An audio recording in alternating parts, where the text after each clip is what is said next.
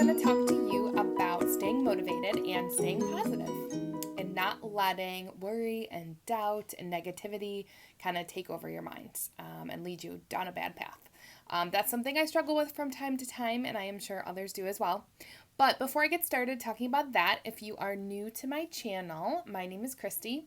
I am a wife, I am a mom to a spirited little boy and a Labrador, and I'm an entrepreneur. So I'm a marketing consultant running my own business, and I also like to create materials to help other moms who are working to be self-employed as well.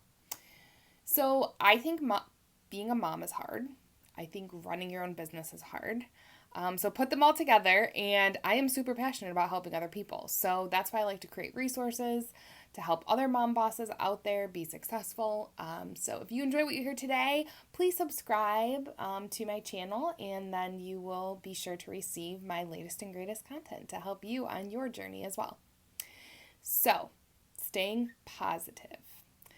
I remember shortly after I left my full-time job to pursue my entrepreneurial dreams, I went to coffee with actually one of my former bosses, who is a great guy. He's very seasoned. He's worked in so many different areas. He's super smart, super intuitive, just great life experience. And as I'm talking to him about, where I'm at and what I'm doing, where I think I'm going, he said to me, he's like, geez, you probably have a lot of time to get inside your own head. And I thought about that, and that stuck with me. And I was like, I guess I do. But one thing that I started doing, and to be honest, I'm not really sure what made me do this. But when I left my job and started building my own business, working from home, I immediately started listening to things on my phone. Like anytime that it was quiet, I don't really know how to deal with quiet. I would just be listening to something. So I had a bunch of audiobooks saved on my phone that were like half listened to or a quarter listened to or whatever. And I had more time. So I'm like, okay, I'm going to finish these. I want to get through them. Now, I'm the kind of person who I don't read any fiction. I only read self-help, nonfiction, whether it's parenting or about marketing or about running my own business or being positive or looking at life differently. Those are the kind of books I read. So I made it a point to finish all the audiobooks that I had on my phone that I hadn't had the chance to finish. And I would do it pretty much whenever I wasn't working. So if I wasn't, sending emails or working on projects or making phone calls or meeting with people, I would be listening to those audiobooks. And when I got through my audiobooks, I started finding podcasts. So that was something I always thought I wanted to get into, but just never really had the time. So I started finding really neat podcasts. Some of them that I listen to are other women entrepreneurs being super successful. So it's great to be motivated by them and to learn from them. Other things I've listened to are more silly and less applicable, but it's something to, again, like keep your mind focused on something instead of wandering to a place of like worrying and doubting yourself and being nervous that you made a wrong decision or that things aren't going to work out. I just find that I can't give myself time to do that. I can't have too much quiet because then my mind does wander. So honestly, I've really just started always making sure that I have something to listen to.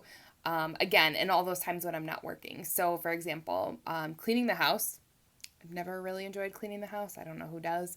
To me, it feels like a waste of time, but one of those things I have to do, and I just find myself getting like miserable as I'm, scrubbing toilets, thinking like there's so many other things I could be doing right now. So I started listening to podcasts while I clean. It's great. I feel like I am keeping my mind busy. I'm learning things. I'm keeping myself fresh and motivated and happy and interested and engaged. Again, as I'm scrubbing toilets and dusting my living room and all that kind of stuff. So that's one thing that I have found helps me a lot, not to kind of get bogged down in my own head.